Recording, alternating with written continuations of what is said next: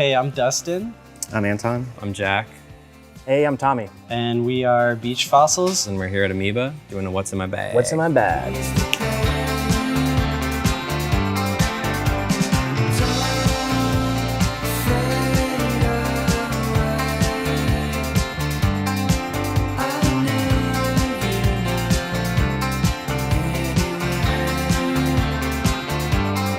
You want me to start? Yeah, send off. All right.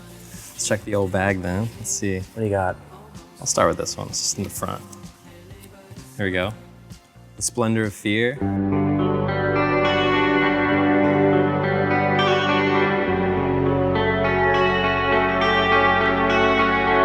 I heard this record when I was in high school, I think.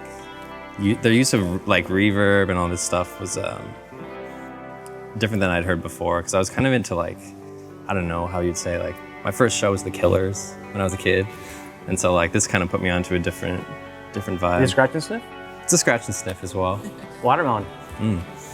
Wow, very nice. The song The World is Soft as Lace, that was the absolute favorite on this one. I gotta learn it, honestly. It's like one of those like really noodly guitars.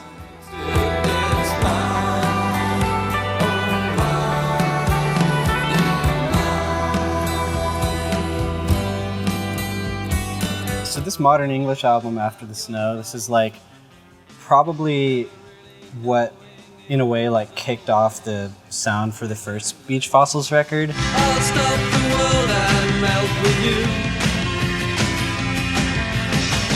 You've seen the difference and it's getting better all the time.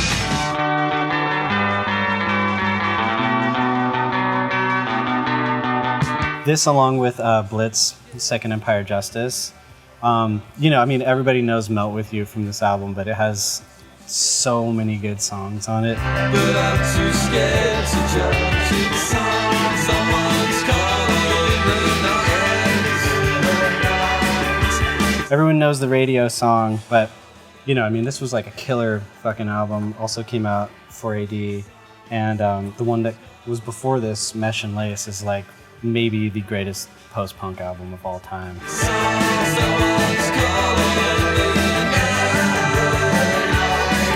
Hit it with some garbage.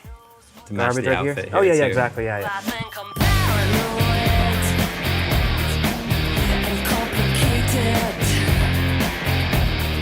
Butch Vig produced. Got Shirley on the track singing.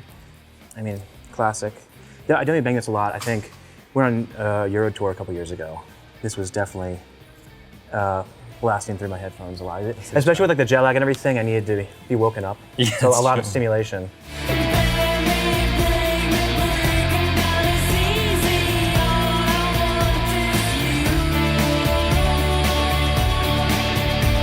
I mean, I think I'm Paranoid, of course, the banger. I think, what was it, Medication is really sick too. I think my buddy recently, we were in conversation, he's like, oh, the Medication is like my new favorite on the record. Really cool guitar passages and stuff, yeah.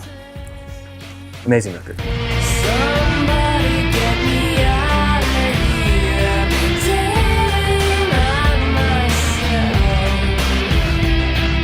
myself. I grabbed 2 Frank Sinatra records. Dustin and I are both big Sinatra fans. I can't get away from the sound of the rain in my heart. We listen to a lot of Sinatra in the tour van.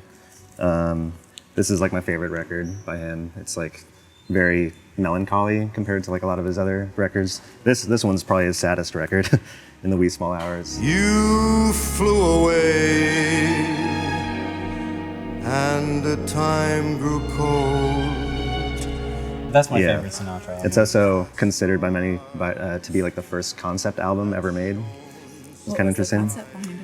Just like him being sad and lonely, pretty much. Beautiful, like melancholy ballads. That's an album that like I can listen to and not ever get sick of. Last night.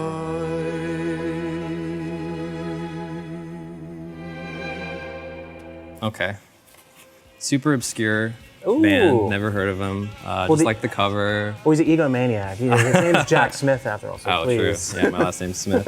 I would go out tonight, but I haven't got a stitch to wear.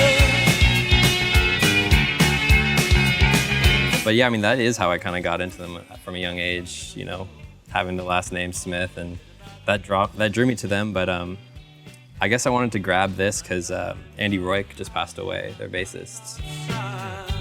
When I had moved to New York, I was living with someone named Johnny Aries, who was in a band. And Andy Roik actually met him and joined his band for like 2 months. What? I didn't know that. Oh yeah, and one day I woke up to a text that was like, Andy needs a bass. He doesn't have a bass. And I was like, yeah, take mine, take it. So I gave him a silver tone, and I have a photo of it, so cherish that photo a lot.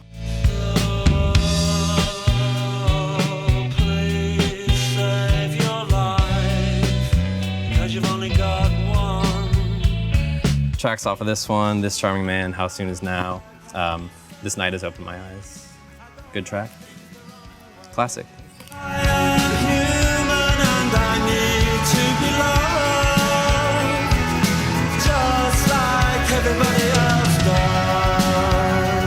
Verve, Storm in Heaven. Another example of like a band that was huge that has an album that's super underrated.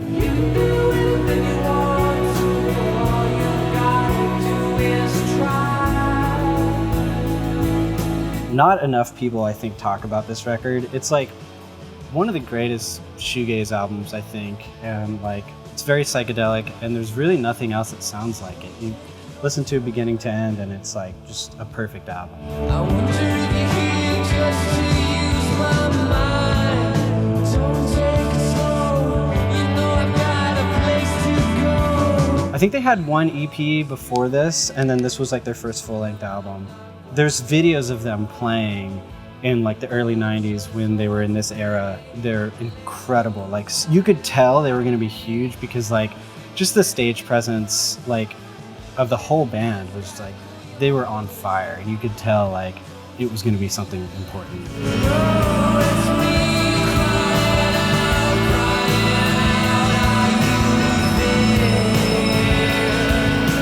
This is iconic. I mean, this one I had to include. Goo Goo Dolls.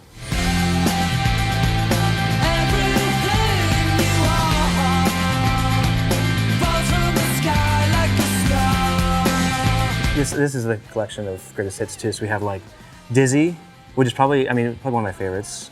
Get down with that one off of Dizzy Up the Girl, that record. And then, I mean, just so many good ones. Black Balloon.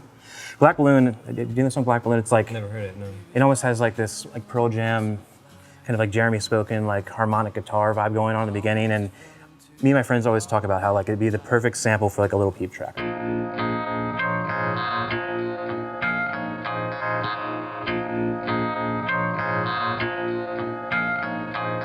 One of the craziest live performances I've seen on YouTube, not in person, I wish. But it was in Buffalo, which Goo Goo Dolls are from. And it was early 2000s, I want to say like 2003, 2004. And so it was like a hometown show. They're playing like a 4th of July event. And it's torrential downpour at the end of their set. And they're literally playing like Dizzy, which I was mentioning earlier on. Towards the end, they played Iris, classic. And that with like a torrential downpour moment and like Fear of Electrocution, A, but then like B, it's Iris. Like it feels like the music video in real time. And it's like one of the cooler performances. What year was that? I think it was like early 2000s, like 2003, 2004, 2005. But like the most epic, just like cinematic moment. Like I feel like I'm watching a movie in real time. Like how this happened. It's just like too ridiculous to happen in reality, but it did. But, Can't buy the weather. Yeah, like them playing in the rain, and so it's like he's playing an acoustic electric, I think, and like he's not gonna get electrocuted. I think they're chilling, but yeah, it's really epic.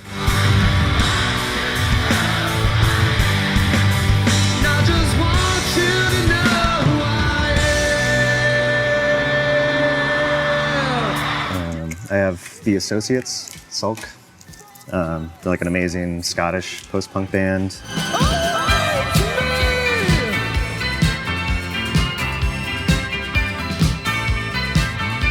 Very kind of dark and challenging and gothy, but they also have like really poppy kind of synth-pop songs. Keeps you young, alive,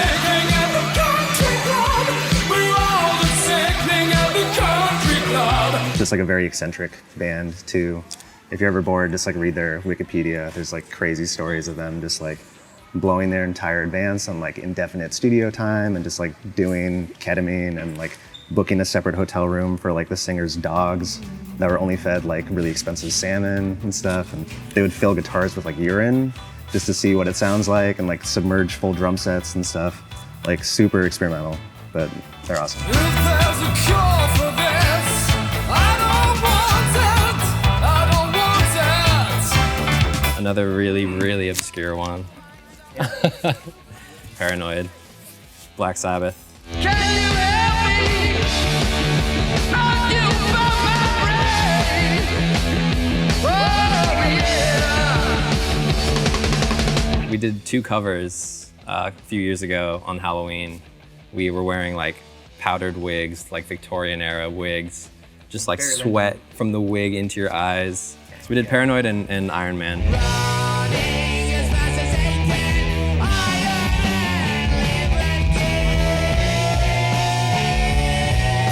Yeah, in our band we have a tradition of like doing epic Halloween shows, and it kind of was a happenstance where like every year we're dressing up in like crazy costumes, whatever, and we always add like a fun cover into the mix, and so that year was Black Sabbath.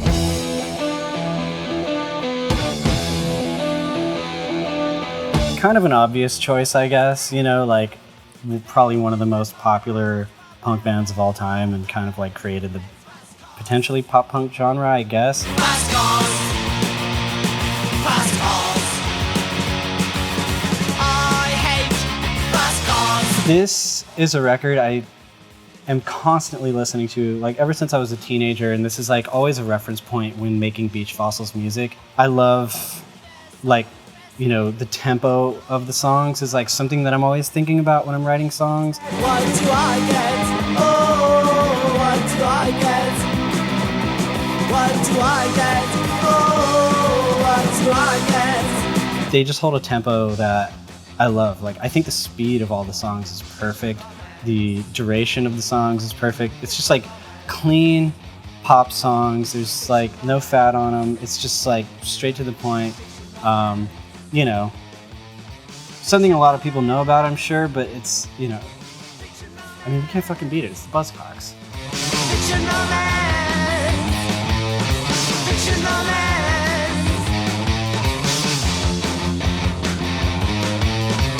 This is a fun one. Scritti Politti.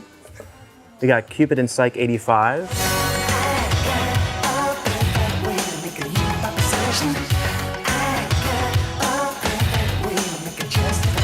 When I was going to school, I was working at my radio station, and I discovered this like in the archives. I just burned this into the ground. I just was constantly listening to it. The production's so sick.